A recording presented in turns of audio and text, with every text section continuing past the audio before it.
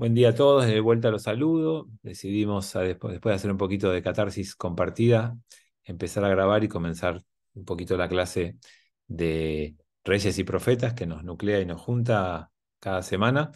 Estamos todos muy doloridos, pero queremos, después de haber hablado un poquito del tema, encontrar un consuelo en los textos de Israel y estudiar un rato.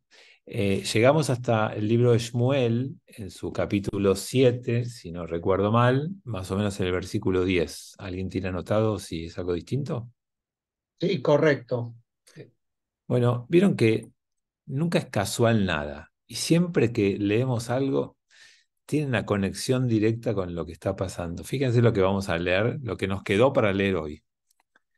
Mientras Shmuel estaba ofreciendo la ofrenda, los Plishtim, los palestinos, los Plishtim, que no son los mismos, ahora lo vamos a recordar por las dudas, se acercaron para pelear con Israel. ¿Cómo puede ser que nos toque leer eso hoy? Nosotros terminamos el jueves pasado por la mañana y esto ocurrió el sábado pasado por la mañana. Y hoy nos tocaba leer que mientras estábamos ofreciendo una ofrenda, Simchat Torah, los Plishtim se acercaron para pelear con Israel. Bueno, mas el Señor tronó con gran estruendo aquel día contra los Plishtim y los confundió y fueron derrotados delante de Israel. Esta vez el estruendo lamentablemente no pasó. Pero a veces no deja de impactarme a mí estas cosas que son como muy locas. Les recuerdo por las dudas, los Plishtim y los palestinos no tienen nada que ver. Es simplemente coincidencia el nombre, que no es casual y no es coincidencia, sino que fue adrede. Gaby, Sí. perdón, pero el otro día escuché que ellos dicen que sí, que vienen de los filisteos.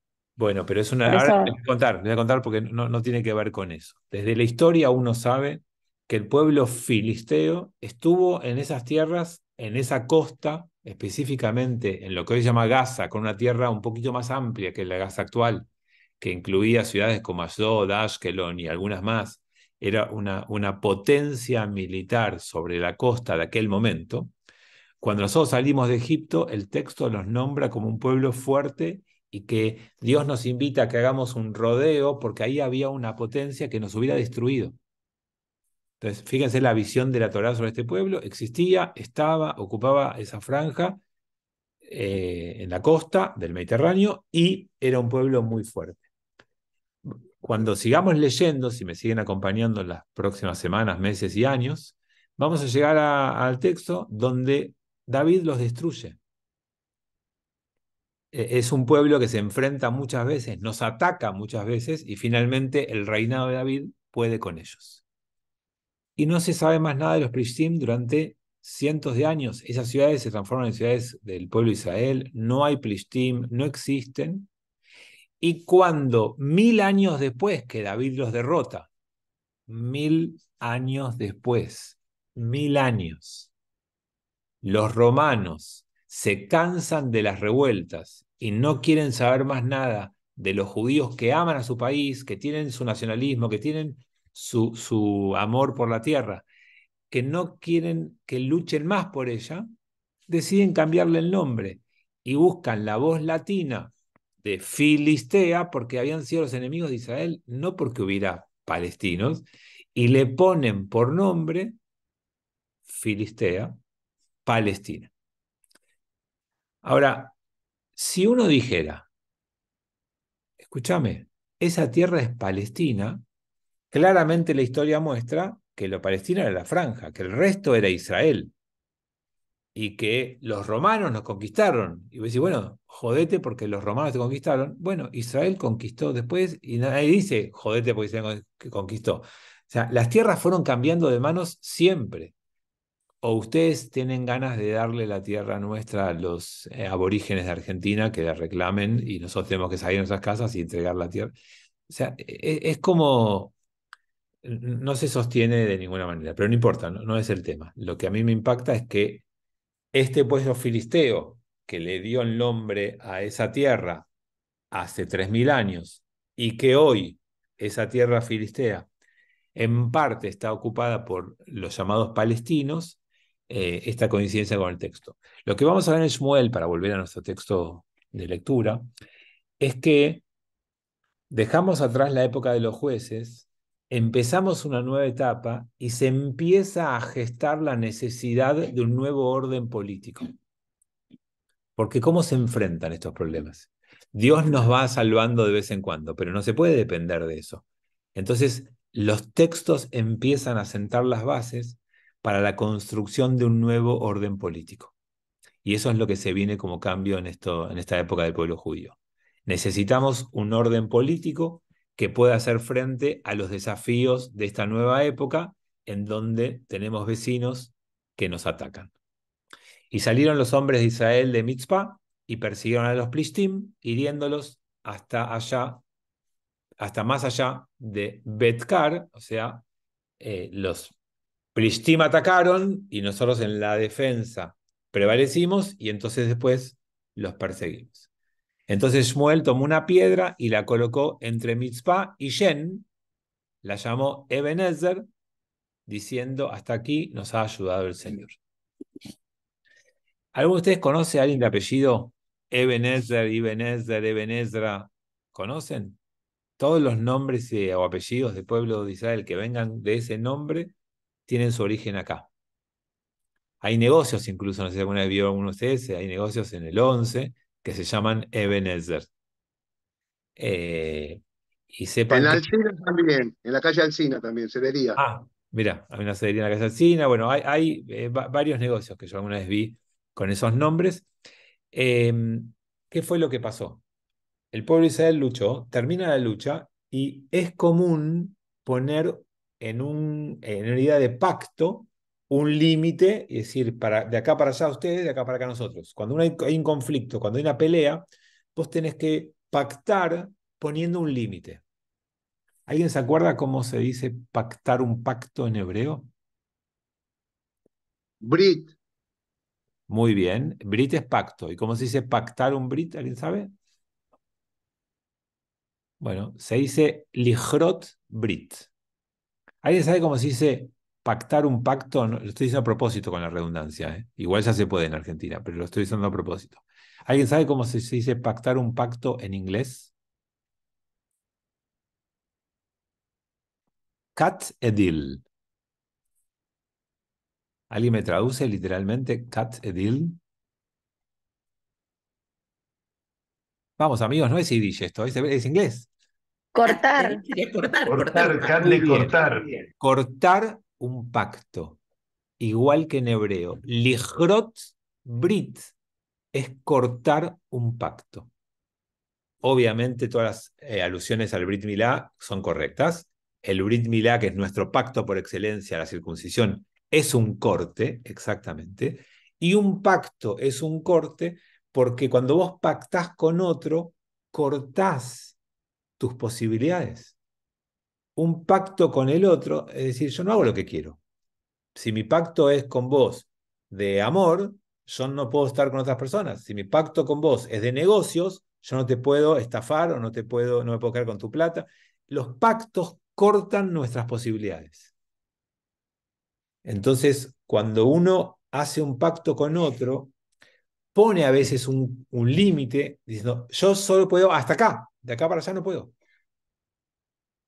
Y en los nombres que tenemos en la Torah, muchas veces los pactos reflejan eso. Cortamos el territorio en un lugar y decimos nosotros hasta acá y ustedes de acá para allá. Y eso se suele usar con algún símbolo recordatorio, que en este caso es una piedra, que en este caso se llama Eben Ezer. Eben en hebreo es piedra y Ezer en hebreo es ayuda, la Azor, Ezra. Entonces es una piedra que recuerda que Dios nos ayudó para llegar hasta acá. Y acá pactamos y frenamos y dejamos el resto del territorio para el otro.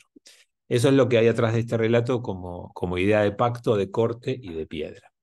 ¿Tiene que haber sangre en un pacto? No sé si es una pregunta o es una afirmación, pero en los pactos en donde uno se involucra de por vida, y el Brit Milá es uno de ellos, tiene que haber sangre.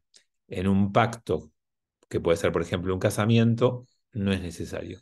Digamos, depende de cuál hablemos. En el pacto por excelencia de nuestro pueblo, que es el pacto de por vida, que es el Brit Milá, debe haber sangre. Entonces, ¿cuál es la implicancia de esto? Ustedes saben que hay chicos que nacen, bebés, que nacen circuncidados naturalmente, sin el prepucio. Puede pasar. O que un bebé lo hayan tenido que circuncidar en el hospital, en el sanatorio, cuando era chiquito o cuando era grande, no importa, una persona cualquiera, que lo circuncidaron por cuestiones higiénicas, médicas, porque lo recomendó el profesional y lo hizo un cirujano, y esa persona después quiere convertirse en judío.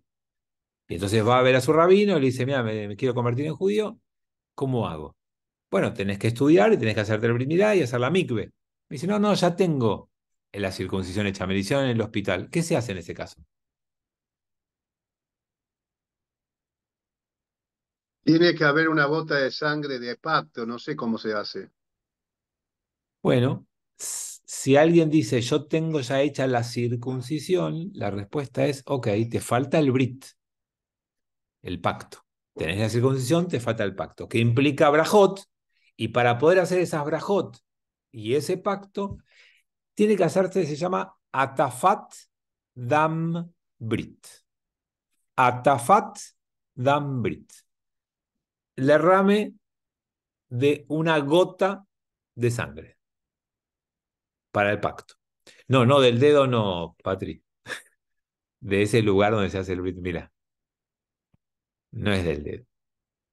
Te podría decir que es de la cabeza, si se entiende el simbolismo del que estoy hablando. ¿Y cómo se hace? Los más tradicionalistas toman una pequeña aguja muy, muy finita y hacen un pequeño pinche, no sufran, no, no es grave, hasta que salga una gotita muy chiquitita de sangre y con eso alcanza.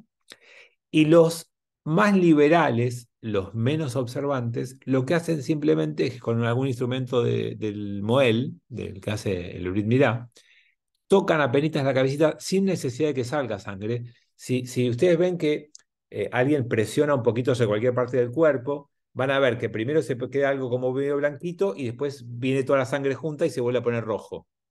Bueno, el acercarse la sangre a esa parte del cuerpo, que es algo que no tiene ningún tipo de problema, ni de dificultad, ni de dolor, alcanza para estas autoridades más liberales para sentir que hay sangre presente. No hace falta que salga del cuerpo, convocándola con el color colorado de esa parte de la piel, es más que suficiente.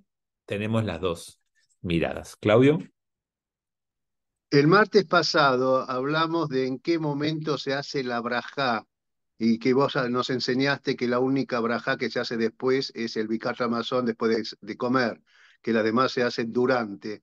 En este caso, el último que está hace ejemplo que alguien se convierte y hace el Brit, ¿en qué momento va la brajá? Igual se hace la braja y se hace el corte. Igual que toda braja. Bueno, acá el pacto, vos mismo escribiste que genera derechos y obligaciones, por eso esas obligaciones que te generan es ese corte, es el límite que vos te pones, que no vas a poder hacer cualquier otra cosa, sino que tenés que sostener y mantener las obligaciones con las que te comprometiste. Bueno, acá se llega a ese pacto, se dividen las tierras y quedan los Plistim de un lado y el pueblo de Israel por otro.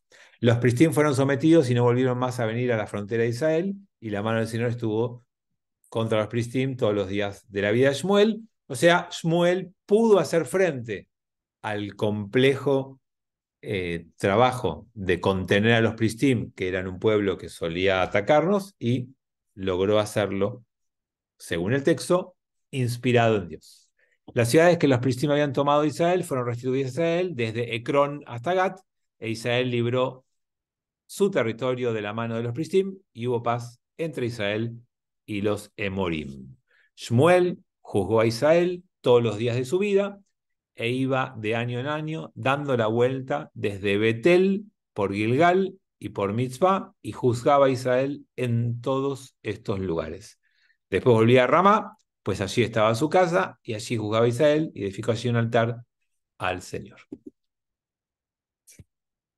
Entonces, el texto acá nos empieza a preparar para otra situación política que hay que modificar. ¿Alguien se da cuenta qué es lo que el texto está reclamando sin decirlo, qué es lo que le está faltando a Israel? Un lugar Líder que central. reemplace. Un líder. Pero Un ese lugar liderazgo lo está central. haciendo Shmuel, amigos. Hay, en el relato del liderazgo de Shmuel hay implícito algo que no hay. O En sea, el cuando li- dice que va juzgando a Israel constantemente, va por todo Israel juzgando. ¿Qué Sí, significa? Espiritualidad, un líder espiritual. ok. Acá Tommy dice unidad. ¿Alguna otra opción? Un lugar central, un único lugar. Exactamente. ¿Ustedes se imaginan que nosotros elegimos a nuestro líder? Vamos a ponerle un poquito de humor. Sale electo Milei. Bueno, el trabajo de Milei es ir provincia por provincia, viendo qué problemas hay, y se acerca a cada provincia. Cuando dice juzgando pato, es la manera de entender solucionando los problemas, las disputas y las dificultades que haya en cada lugar. Entonces va de gira por la Argentina, tratando de no pelearse con los periodistas en el camino, de no gritar mucho y de ir escuchando los reclamos. No funciona así. Se erige un poder central y de cada lugar, de cada provincia, envían mensajeros a ese lugar central donde está el liderazgo. Bueno, el texto acá, sin decirlo, está haciendo una crítica vedada. Shmuel era especial, que él vaya de un lugar a otro tratando de llevar su palabra y su esclarecimiento y solucionando los problemas, era algo muy típico de una persona excepcional. Tenemos que cambiar eso. Sí, Pato. Es parecido a cuando Yitro le dice a Moshe, viste que Moshe se ocupaba de todo, ¿no? Me da como una sensación así, que empiece a Tal, delegar tal cual, porque lo que vemos en el texto que trae Pato, ¿sabes dónde está ese texto? en Shmot, Muy bien, capítulo 18, capítulo 7. por ahí, o 17, 18. Porque, ¿saben por qué? No es que de casualidad, porque la entrega de los 10 mandamientos, que es muy sabida, está en el 20. Entonces lo de Yitro está un poquito antes de eso. Eh, Está muy bien lo que trajo Pato, porque ese es otro momento en donde el pueblo de Israel está mostrando en la Torá, o Dios, o quien sea en la Torá, una situación que necesita ser mejorada. Entonces lo primero que el texto dice es, Moshe está parado frente a todo Israel y está todo el día parado y la gente hace cola y espera para que Moshe le solucione. Y viene Yitro y le dijo, ¿qué haces? Está mal para vos, está mal para el pueblo. Genera un sistema, delegá que haya un sistema de justicia para casos menores y que a vos solamente te lleguen los casos más graves. Ahí un no judío nos ayudó a estructurar nuestro sistema de funcionamiento. Y acá va a pasar lo mismo, amigos, porque vamos a tomar un modelo del pueblo de los pueblos no judíos, que nos van a dar un modelo para solucionar esto de que Moshe vaya con su malejita y vaya recorriendo, vaya de gira y viendo en cada lugar qué problemas hay. Y eso es lo que el texto empieza a mostrar que va a ser cambiado. Sí, Claudio. Te agrego una sola cosita. Y Troga, además de no ser judío, era el suegro de Moshe. Sí, sí, por supuesto. Pero lo interesante es que un pueblo que a veces es acusado y hay gente de este pueblo que a veces tiene actitudes respecto a los no judíos, como si hay que escucharlos o no, si son inteligentes o no, y saben a qué me refiero, la Torá te dice, estás equivocadísimo, los no judíos son iguales que vos, pueden aportarte, pueden aconsejarte, te pueden dar ideas interesantes y podés aprender de cada uno de los seres humanos de este mundo. Es bien claro, porque aparte, la parashá se llama Yitro. No solamente que le da el consejo, sino que el nombre de la parashá es Yitro. Y en esa parashá están los 10 mandamientos y la entrega de la Torá, amigos. Miren, el nombre de un no judío puesto en la parashá donde recibimos los 10 mandamientos. Así que ahí hay una base fuerte para explicar que lo que a veces algunos judíos dicen de los no judíos es un prejuicio de ellos y no una idea de la tradición judía. Bien, dicho esto, Esperen que me equivoqué con lo que abrí. Vamos a compartir, quise compartir el texto y toqué un botón equivocado. Ahora sí. Y aconteció que cuando Shmuel, ya cambié de capítulo, ¿sí? Terminamos el 7, ahora estamos en el 8.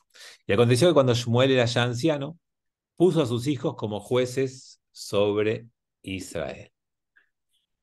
¿Cómo se llama cuando pones a tu familia en el gobierno? Nepotismo. Tal cual. Y en general es bueno el nepotismo. Esto es un desastre, va a terminar mal, obviamente. No corresponde, no se hace, y la Torá lo dice de una y otra forma. Hay algunas cosas que se heredan. No se hereda el respeto, no se hereda el lugar de liderazgo, te lo tenés que ganar. Y cuando simplemente alguien quiere dejar a sus hijos en su propio lugar, porque son sus hijos y no porque se lo ganaron, va a haber problemas. Y fíjense cómo permanentemente encontramos casos de personas que son muy exitosas hacia afuera y muy fracasadas hacia adentro, que logran conducir y liderar pueblos y no pueden conformar una buena familia, que logran influir positivamente en un montón de personas lejanas y no logran influir positivamente en sus propios hijos. Esto pasa, y quizás pasa mucho porque tienen tanto puesto hacia afuera que desatienden hacia adentro. Y no se olviden que la vida, como la Torá la propone, como el judaísmo nos enseña, debe ser una vida siempre en equilibrio. Todo lo que hagas para afuera es bueno si no le haces pagar el precio a los tuyos. Si los tuyos pagan el precio de tu éxito excesivo hacia afuera, algo está mal. Eso tenemos que saberlo siempre. Tengo algunos chats. No se menciona al sacerdote. A ver, Pato, no sé a qué te referís. No, no había un Cohen Agadol en ese momento que tiene cierto poder o cierta autoridad, no política, no religiosa, como hablaste vos que Moshe tenía un... Pero es como que no, en estos libros no existe, ¿no? El Cohen, que Sí, puede sí. llegar a ser un equilibrio. Dos cosas te digo. Cuando Shmuel es entregado para ocupar el espacio de trabajar en el templo, se lo entregan al Cohen de turno. De turno. A ver, ¿alguien se acuerda el nombre de quién era? ¿Se acuerdan que cuando Shmuel dormía y Dios lo quería revelarse, él se acercaba a alguien y le decía, ¿me llamaste? Y esa persona dijo, no, no te llamé. Y a la tercera vez le dijo, no soy yo, es Dios. Tenía Pero ¿Recuerdan? ese era, no era el que había muerto, que era gordo, ¿o no? ¿Viste la foto? No, No, pero no no decías, se habla del cuerpo de los demás. pero Es lo hablamos acá, a un eso. chiste, te estoy haciendo un chiste. Ah, Era Elí, no sé si se acuerdan. El Cohen. O sea, había una figura de Cohen, Pato, tenía nombre y a veces ocupaba algún lugar, pero en la figura del Cohen Gadol como persona importante, que fue Aarón, o sea que no es que empezó, pero Aarón fue el primero, va a tomar un lugar importante, Pato, desde la construcción del Templo de Jerusalén. Les voy a dar la mejor imagen de eso para que lo entiendan. El pueblo judío después, 1000 años después, va a estar dividido en grupos, en sectas, en agrupaciones, que fue una división del pueblo en función de sus intereses y de su perfil. ¿Alguien sabe a qué sectas, qué grupos me refiero? A las tribus. No, no, eso era ya hasta de antes, eso estaban divididos antes. Los esenios, los celotes, los sicarios. Bueno, sí, pero básicamente Esenios está correcto, es uno de los minoritarios, pero había dos grupos mayoritarios ahí cuando Ah, nombraste. sí, los fariseos los de Shammai, ¿cómo eran? Los saduceos. Muy bien. Saduceo. No, no eran los de Shammai. Están muy bien los nombres que dijiste, Ernesto. Shammai e Hillel eran todos fariseos. Teníamos a los fariseos y a los saduceos. Los fariseos, los prushim, vienen de una palabra en hebreo que tiene que ver con perseguir, buscar, investigar, que tiene que ver con que querían saber la verdad y de ahí los fariseos, los estudiosos para entender el mensaje de Dios, y los saduceos, movimiento judío de muchos años, básicamente sacerdotal. Sadoc. ¿Y quién era Tzadok? Él era Sadoc, ¿no era Sadoc? ¿Quién? Ah, no sé, ¿Quién era Tzadok? no sé. Sumo sacerdote ¿De dónde, Armando? del templo ¿De qué templo? ¿De qué momento? de Jerusalén. Está bien, pero ¿de qué momento? Espera que lo llamo y le pregunto. Dale. Si te atiende, Dios existe. Escuchen, Tzadok fue el primer Cohen Gadol del primer templo de Jerusalén. Estamos hablando del año, vamos a redondear, 1000 antes de nuestra era. 1000 años después, el movimiento sacerdotal se llamaba los Tzdukim, los saduceos, por Sadoc o Tzadok, que fue el primero. O sea, Pato, el que establece la dinastía de Cohen Gadol como ser importante, central, con poder, autoridad, fuertemente instalado, es el primer Cohen Gadol del primer templo de Jerusalén. Y todavía no hay templo de Jerusalén. Por eso, tu comentario es correcto. No hay una autoridad y un poder destacado del Cohen Gadol. Ah, pensé que ibas a contestar. Me quedé callado, pensé que ibas a decir algo. No, no te contesté porque no quería. No, o sea que hay un poder político y hay un poder sacerdotal, pero no tiene ni decisión ni nada. Es simplemente un poder que no llega hasta más de ahí, el poder sacerdotal, digo. Bueno, en realidad, lo que vemos en los textos, Pato, es que es la primera experiencia de división de poderes.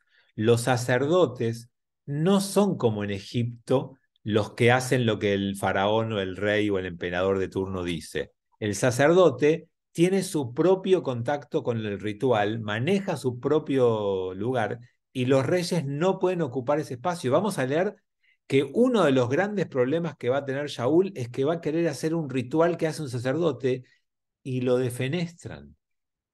En ningún otro país, en ninguna otra cultura de esa época, un sacerdote hubiera desafiado a un rey. Y después lo vamos a ver, los profetas desafían a los reyes. Esto es muy interesante. O sea, O sea, sí, entonces Shmuel no es, pero no es sacerdote, entonces Shmuel. no, Shmuel es profeta, pero los profetas y los sacerdotes son divisiones del poder político de turno. Y vamos a ver quién escuchó mis podcasts. Vamos a ver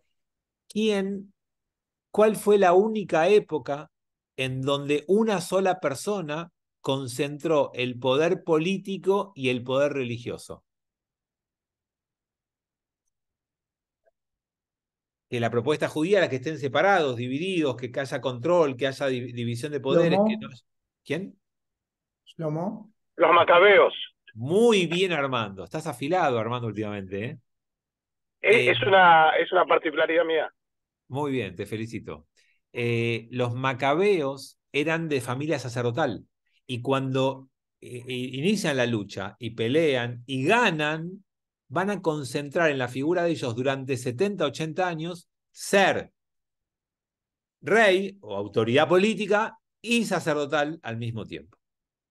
Y terminó mal. La concentración de poder siempre termina mal. Tiene que haber contrapesos en el poder, tiene que haber controles en el poder. Cuando alguien quiere asumir la suma del poder, si no viene lo que está pasando en Israel, termina mal. No hay manera. La sociedad es más sana cuando hay controles. Tengo varios chats, a ver si no se menciona hace rato, lo vimos. Gandhi, Ernesto, que dice que los hijos de Gandhi, ¿era con eso el ejemplo? Perfecto. En casa de Herrero, es otra manera de decir lo mismo que aporta Tomás, o quizás Irene, pero el que lo veo escribir siempre es a Tomás. El Cohen Agadol, ¿qué rol tiene? Bueno, veníamos hablando un poquito de eso, pero Eli se murió. Claro, por supuesto. Todos no, es el destino de todos. Eh, digo, lo usé como ejemplo de alguien que fue nombrado en los textos como alguien con autoridad. De hecho, Shmuel fue entregado a Elí, y Elí lo cuidó y lo formó y lo educó en los primeros años de la vida de Shmuel, y cuando se muere Elí, Shmuel toma el control. Ahora, Shmuel es quien es porque se murió Elí. Hasta mientras vivía Elí, era Elí la autoridad en ese momento. Me mataste. También herodianos, no sé qué significa eso, Andrés.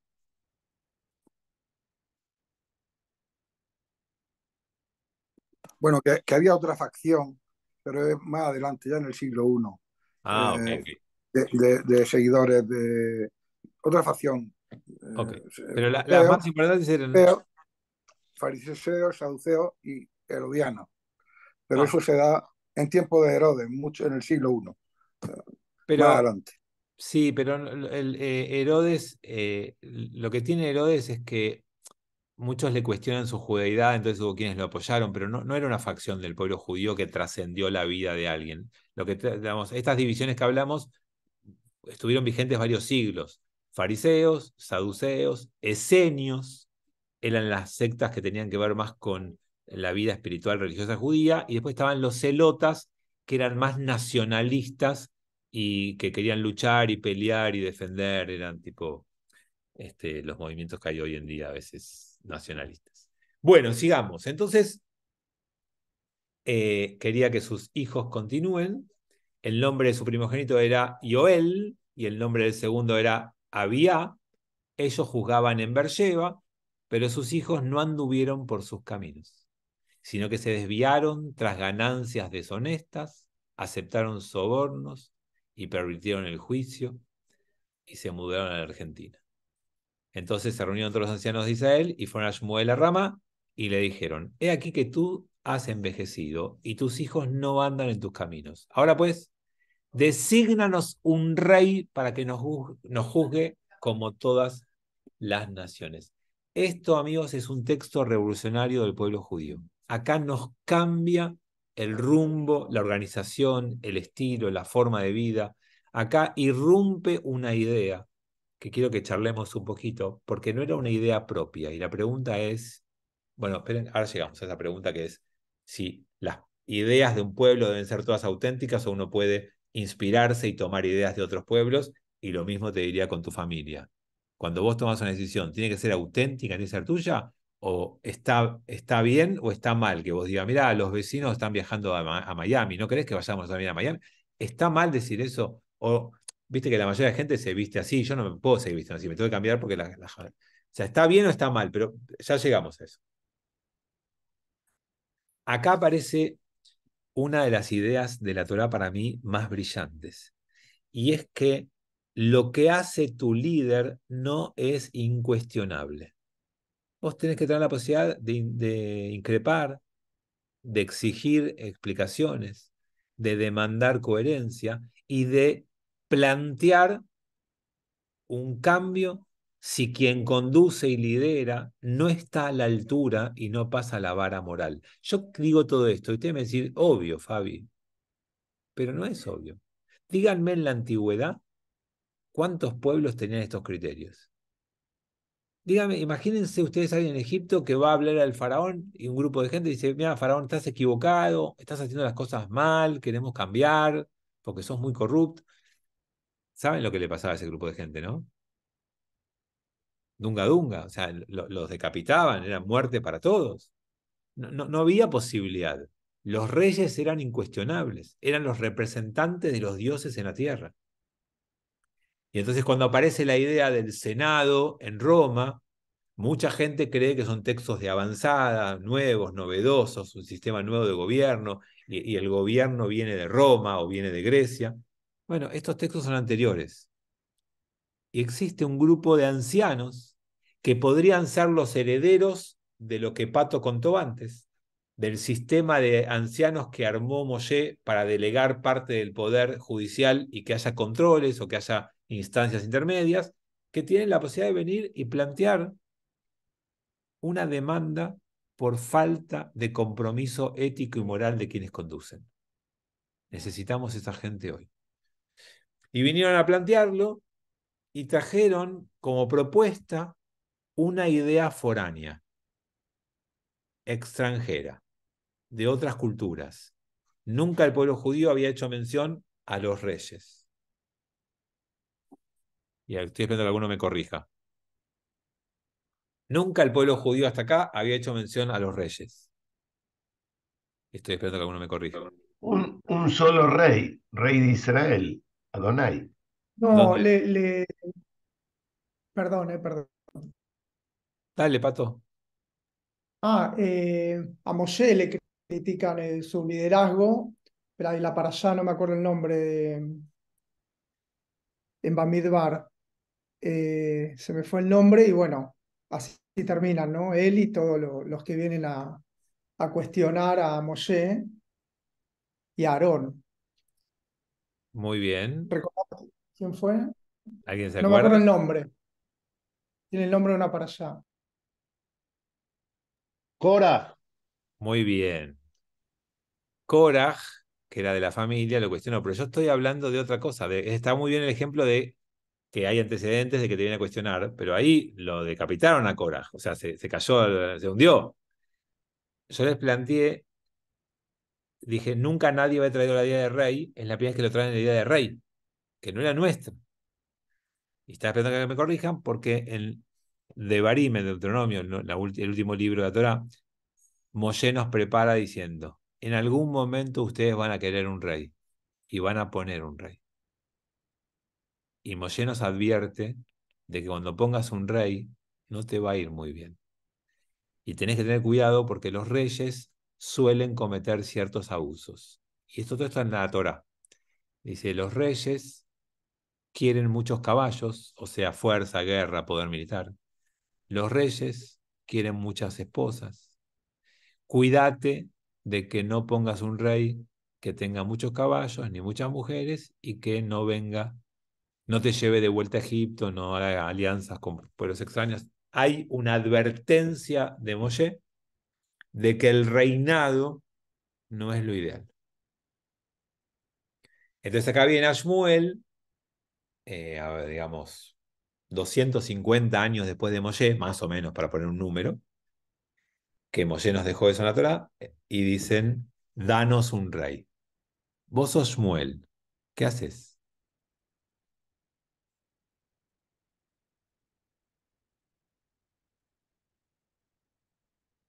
Ah, bueno, impresionante, impresionante Open ChatGPT. Acá está la fuente, Deuteronomio 17. Tremenda Irene. Muy bien, Irene, te felicito. No le demos tanto mérito porque se va a agrandar. Muy bien, Tommy, muy bien.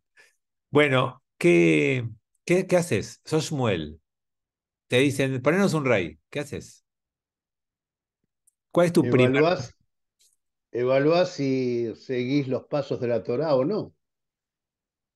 Ok, otra opción. Amigos, cuando alguien cuestiona algo en donde vos sos parte, la primera reacción instintiva de casi todos es sentirte cuestionado vos en persona. Cuando alguien dice, che, Lambrot no está muy bien, yo lo primero que siento es que me están criticando a mí. Si yo te digo a vos, y viste, el sistema de anestesiología de la Argentina no es bueno.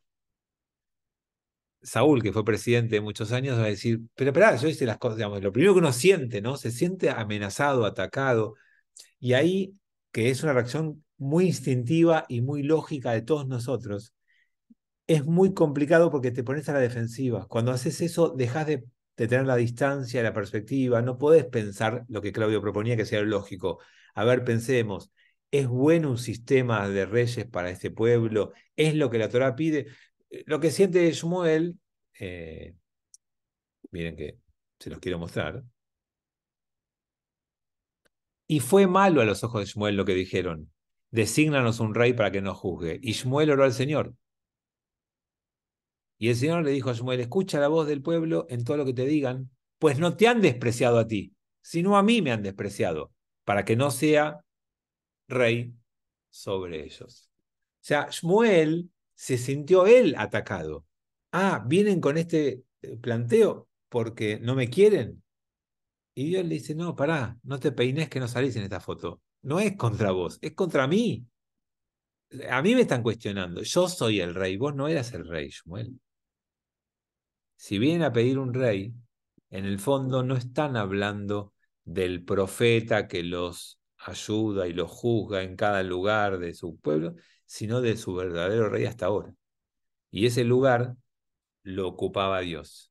Y quizás por eso la propuesta de la Torá es en contra del rey, porque saben que ese lugar en un ser humano es un peligro. Y cuando lo ponen a Dios en ese lugar es para que no lo tome un ser humano. Pero la gente necesita un ser humano que ocupe ciertos lugares para sentirse más tranquila, para sentirse guiada y para parecerse más a los demás. Y entonces le piden a Shmuel un rey. Y estamos leyendo algo que es un cambio histórico en el pueblo judío. Es un cambio de modelo de hasta ahora tener modelos propios a tomar un modelo que no es propio. Y esta pregunta es si es bueno o malo. Esperen que tengo un par de chats.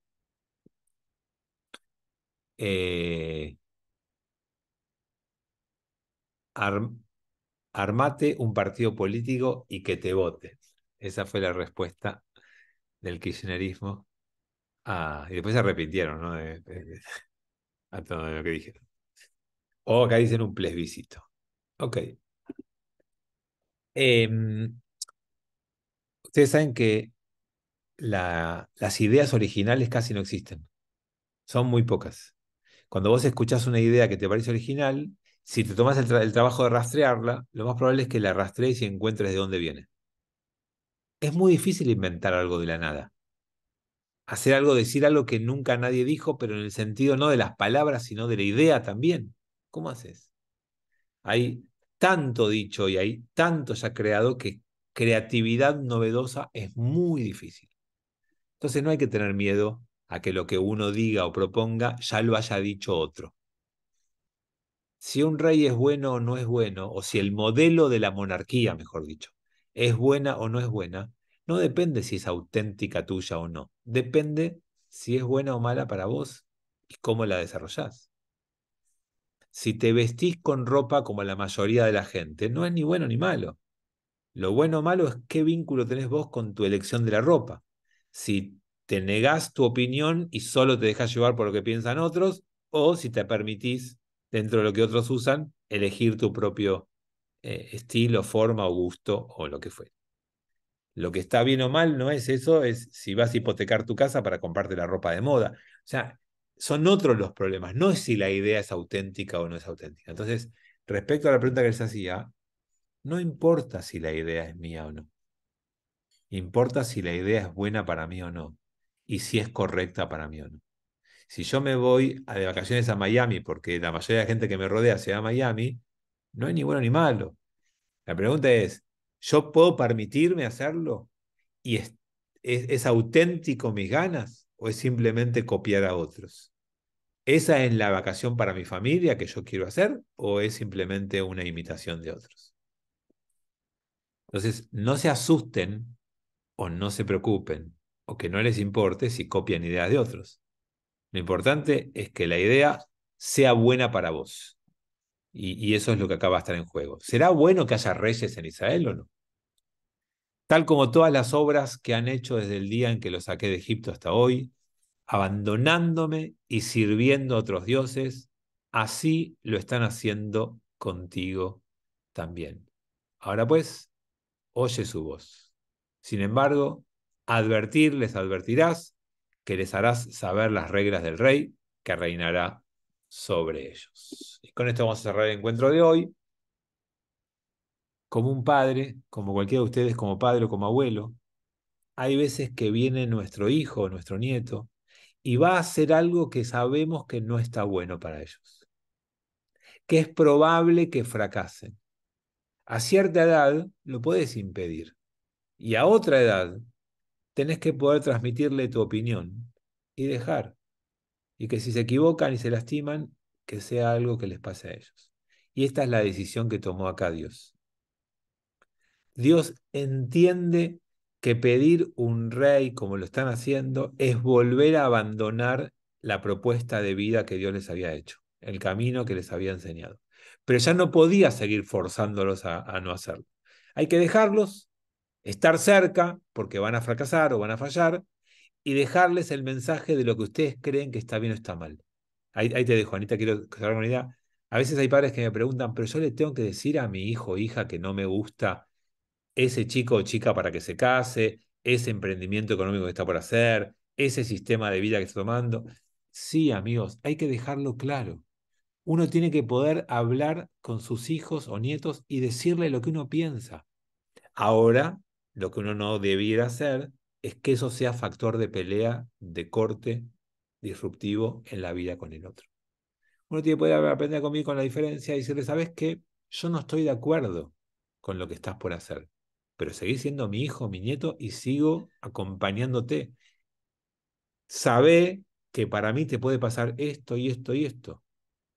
Pero después si pasa, no le digo, ¿viste? Te lo dije. La decisión es del otro y uno lo acompaña. Y parte de nuestro camino educativo es poder decir, transmitir lo que nuestra experiencia nos enseñó y acompañar, aunque quien estemos aconsejando no tome literalmente nuestras palabras. Anita y después Pato. Sí, yo quería, con respecto al rey David, ¿no? Para mí fue una persona muy grande y muy valiosa dentro de la historia del pueblo judío. Porque no entiendo por qué esa negativa ante los reyes. Porque ahora lo vamos a ir viendo.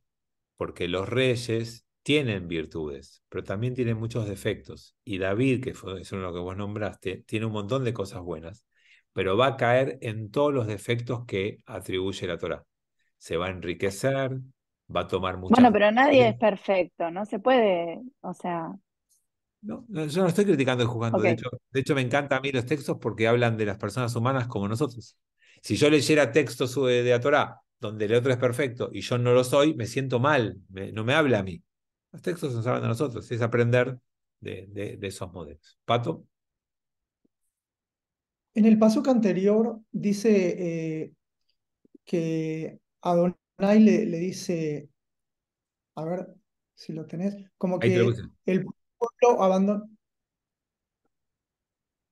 A qué número te referís? Justo al anterior, a ver. Ahí en el 8.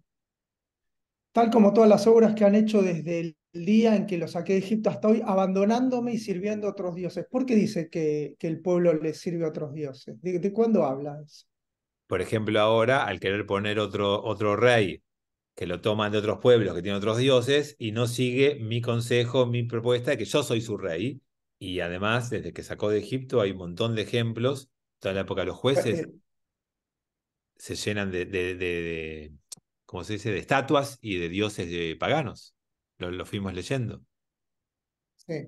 Ok, no hace referencia a un momento específico, sino todo el A tiempo. varios, permanentemente pasa esto. Ok. Eh, la Torá entera, amigos, y después el Tanaj, es una lucha permanente contra el abandono del pueblo judío de su parte del pacto, apostando, creyendo, incluyendo las prácticas de los pueblos que los rodean, de otros dioses, de otra cultura, de otra forma. Es como nos pasa a nosotros. Si ustedes piensan, con esto cerramos de verdad, yo digo, yo quiero tener una buena vida, ser honesto, ser una persona correcta, comportarme bien, hacer lo que me corresponde, y me lo propongo. Y trato de hacer eso. Y después me pasa que alguien, no sé, me dice, venís hoy a ayudarme que tengo... Y yo digo, no, tengo tenis hoy, ¿no? Entonces le digo, no, mirá, no puedo porque... Y entonces me propuse ser bueno y caí de vuelta. Y después digo, no, no, quiero ser bueno. Y eso es lo que nos pasa en el tiempo. Vos decís, ¿cuántas veces puedes caer? Y miremos nuestra vida. ¿Cuántas veces no hiciste lo que se esperaba de vos? ¿Cuántas veces no estuviste a la altura de tu ética, de tu vara, de tu moral? Muchas veces. o siempre estuviste en todo lo que se necesitaba y siempre contribuiste con lo que se esperaba y siempre te comportaste impecablemente, nunca levantaste el tono de voz. Bueno, uno se aleja, se da cuenta, vuelve, hace el compromiso, después vuelve a equivocarse, se aleja, y ese es el juego. El monoteísmo es la propuesta de que tengas una sola forma de ética, de moral, y no te acomodes a las circunstancias. Y de repente caes, volvés, caes. Esa es nuestra vida. Bueno, amigos, que tengamos un buen día. Nos encontramos lo que quiera mañana en un caballote especial. Le vamos a pedir por muchas cosas importantes. La sanación de los enfermos, la recuperación de los rehenes. Y si no, seguimos la semana que viene. Chao. Perdón, hoy hay amasado, a las 19 horas hay amasado de jalá, que pueden venir todos los que quieran, ¿eh? Sí, correcto. Hay que anotarse antes, ¿eh? No venir simplemente porque hay que tener un bowl y harina y cosas para cada persona que venga a hacer el amasado, así que hay que anotarse previamente, pero sí, están todos invitados a anotarse para venir hoy. Chau, amigos. Gracias. Gracias. Chau, Tengan chau. un buen día. Gracias, igualmente. Gracias.